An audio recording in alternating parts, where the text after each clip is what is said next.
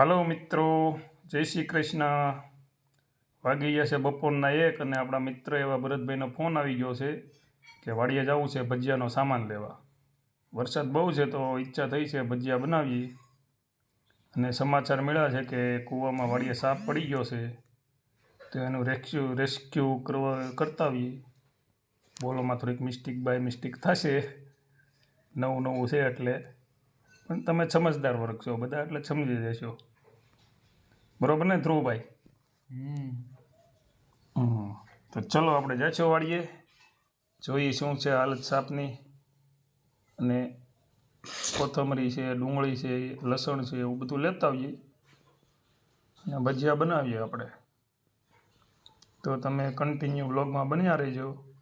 નુકસાની પણ બહુ થઈ છે વાડીમાં, એ પણ તમને થોડુંક બતાવીએ. ચલો, બોલો ધ્રુવભાઈ કંઈક.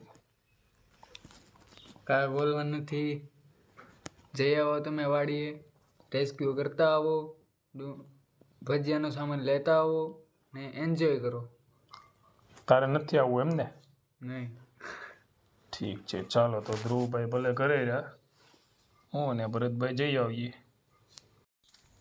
ચાલો તો મિત્રો આપણે વાડીએ આંટો મારી આવીએ, થોડોક સામાન લેતા આવીએ અને જોઈએ કૂવામાં સાપના શું હાલ છે.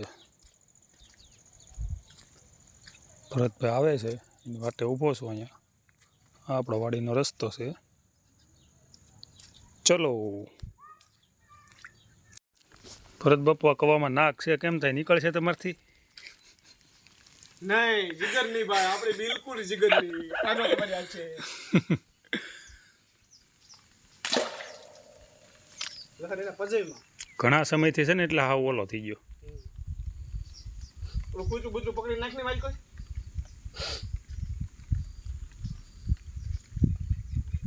અને અત્યારે મારા રહેમાણ વી ગયા.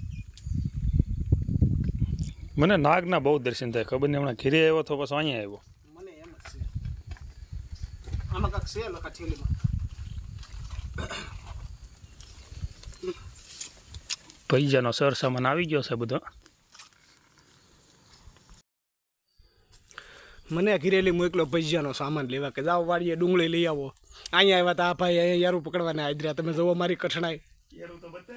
અરે બતાવ્યો આ મારી કઠણાઈ હોય ને કરવું, તારી યારે શું લેવા આવો? અમારી વાડીએ હતી ડુંગળી તો મરી જાય ને, પણ હવે લોચપોચ છે બિચારો હાવ.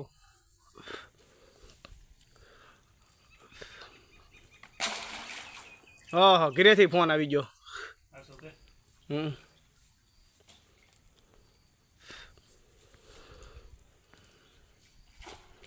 લખની એમ નો આવે.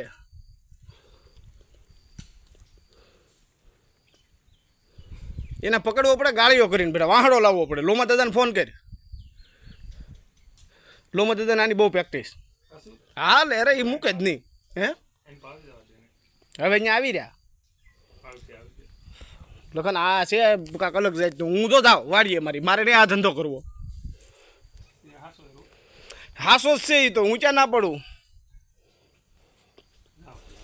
હા, વળો નહીં. ભૈજાનો સામાન મિત્ર બધો લેવાઈ ગયો છે. હા ભાઈ, નોખી નવાઈનો એક સામાન લીધો છે, હું તમને બતાવું. મેં તો કોઈ દી આવું જોયું નથી. ડુંગળી છે, ઓલાની અંદર કોથમરી છે, આ હરીગવાના પાન. એ ભાઈ એમ કંઈક આ ભૈજામાં નાખવાના છે. હવે આ ભાઈ કેવા બનાવે જોઈએ આપણે. અને છતાંય ભજીયાના પાનના કોઈ ભજીયા ખાધા હોય તો જરીક, અરે સરીગવાના પાનના, તો જરીક કમેન્ટમાં કહેજો કેવાક બને એમ. બધા કહેતા હતા વરસાદમાં કપા ઉગી ગયો, એટલે અત્યારે મેં લાઈવ જોયું કપા ઉગી ગયો એટલે. હા જુઓ તમે, અત્યારે જે વરસાદ ચાલુ છે, આપણો કપા છે.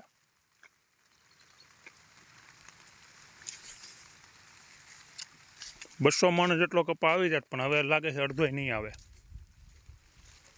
હજી તો વરસાદ ચાલુ છે સાટા, તમે જોવો છો.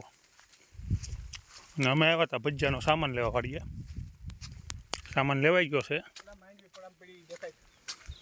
જો આ ભાઈના હાથમાં સામાન રહ્યો. એ ભાઈને એક જ એલર્જી, મોઢું નહીં બતાવવાનું. બાકી બોલવામાં પીએચડી કરેલી છે આ ભાઈએ. અને હરગવાની દાળ લીધે ખબર નહીં કેવું ભજીયું બનાવે. આમાં આટલી સિંગ પડી છે ને મિત્રો, વિડીયોમાં તો ક્લીન નહીં આવે. લાઈવ જો તો તમને એમ થાય કે અમારી સિંગ લીધી જ નથી. દીપડો આવે દીપડો. ડોગેશભાઈ એવા સામે આવે છે ખતરનાક, ખબર નહીં હવે આ શું કરશે. જુઓ તમે એનું રૂપ જુઓ. તો હોય હવે તો શેરો બધે.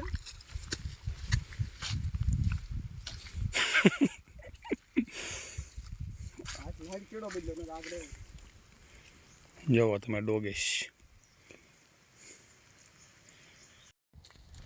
3 દિવસથી લગાતાર વરસાદ પડે છે. આ આપણી વાડીનો રસ્તો છે. આપણે તો હાલીને આવી જઈએ, આમાં ખેડૂત બિચારા શું કરે યાર. જુઓ તમે આ કપાસની હાલત. એક ભાઈ છે એ થોડાક ટેરાય છે, તવડાય છે. વિડીયોમાં મોઢું ન આવવું જોઈએ.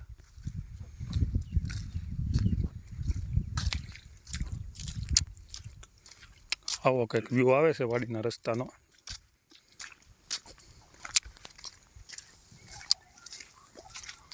હા, મારું મોઢું બતાવી દઉં.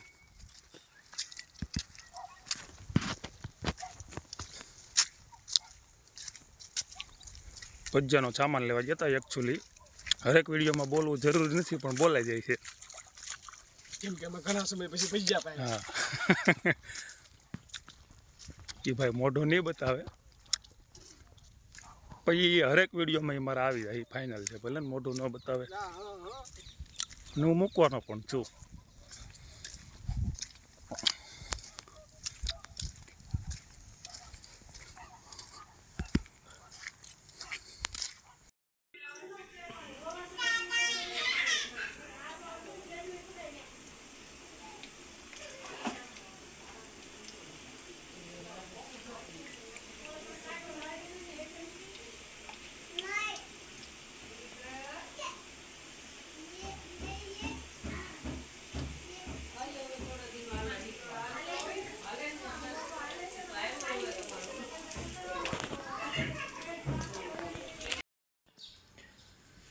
ચાલો મિત્રો, તો ભજીયા પણ ખવાઈ ગયા છે. વિડીયોને લાઈક, શેર અને સબસ્ક્રાઈબ કરજો. આગળ મજા આવે તો કન્ટિન્યુ જોતા રહેજો. ક્યારેક ક્યારેક વિડીયો નાખતા રહીશું. Bye bye.